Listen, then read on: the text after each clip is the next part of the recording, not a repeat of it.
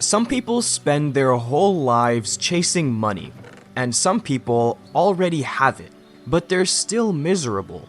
So who's right? Is money the solution or the distraction? Here's a thought. You can have everything you once dreamed of. The house, the car, and still feel like something's missing. You can hit all your financial goals and still feel completely hollow inside. So maybe the real question isn't, does money buy happiness? Maybe it's, what kind of life are you building, and why doesn't it feel like it's working? You've probably heard it 100 times. Money doesn't buy happiness, or money buys happiness. People say it like it ends the conversation, but it's an incomplete question to begin with. Because money absolutely plays a role in happiness. If you've ever lived paycheck to paycheck, if you've ever had to choose between gas or groceries, then you know what I mean. Money buys stability. It buys options. It buys freedom. Being able to say yes to dinner with friends.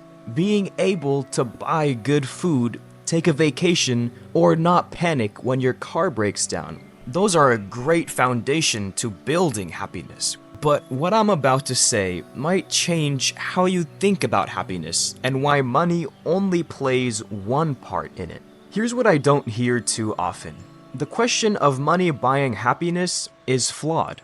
Does money buy happiness? That phrasing assumes that happiness is something you can buy, that it's transactional, but it's not. If your whole idea of happiness is tied to what you can purchase, you're building it on a house of sand. You keep stacking luxuries, but if the ground underneath keeps shifting, you'll never feel steady. Happiness isn't material, it's purpose.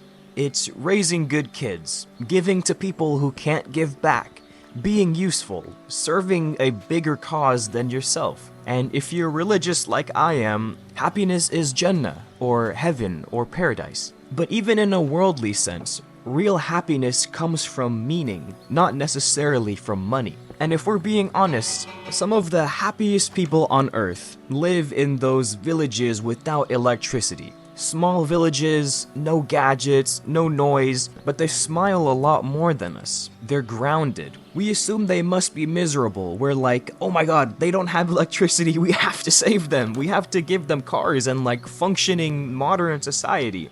But they don't feel that way.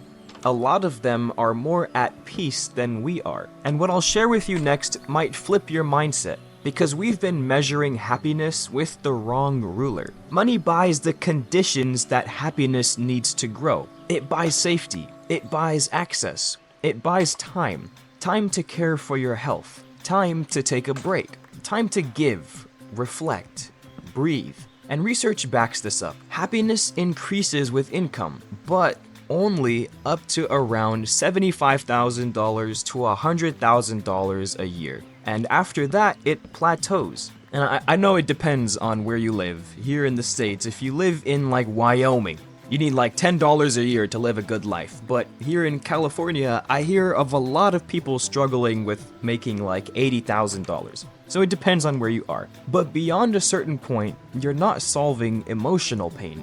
You're just upgrading your lifestyle. A nicer car, a better hotel, but you're just changing scenery while carrying the same heaviness inside. So yes, money supports you, but don't expect it to do a job that it was never designed to do. And what I'll share next explains why even a raise, a vacation, or a big win can leave you feeling strangely flat. So why does that happen? Why do you finally get what you wanted and feel nothing? It's because money solves external problems, not internal ones. Money can fix your calendar, but not your conscience. Once your basic needs are met, like the ones I said earlier, the next level of peace comes from meaning. And that's where people start to feel lost, because they've been climbing a ladder that doesn't lead anywhere. And this is where it starts to get real. Think of people who are rich and famous. Most of them literally can't leave their homes without being swarmed by paparazzi. All the flashing lights, and strangers begging to take selfies or asking for autographs at every turn you take. That's not freedom, that's kind of just living in a cage. Or someone in a broken marriage. Money can buy a bigger house, but it can't make a happy one. Or parenting. What good is $1 million if your kids grow up lost? I know someone personally, he's filthy rich, but his son keeps ending up in jail, over and over. So ask him, aside from paying bail, what good does that money do him when he can't go to sleep without thinking his son can be locked up again tomorrow? That's not peace, that's pain, and no amount of money can dull it. So, does money buy happiness? No, but it supports it.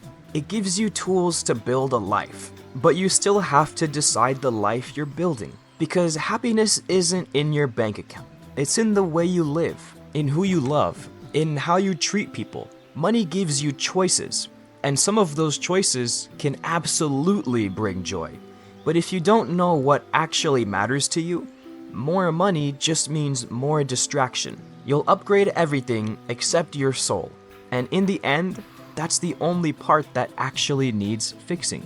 But side note, don't let this video think that I'm saying not to try and secure your future with a good amount of money. Always try and get money to support your life and to live a very comfortable life. But don't think that money will fix all of your internal problems. And maybe that's why so many people who do get the money still feel stuck, still feel empty, still can't stay motivated. You'd think having more would give you more energy, but sometimes it's the opposite. Because when the goals turn out to be hollow, you lose the will to keep running. That's what my last video was about, which is the real reason your motivation keeps dying, why you lose steam even when things are going well, and how to break out of that cycle.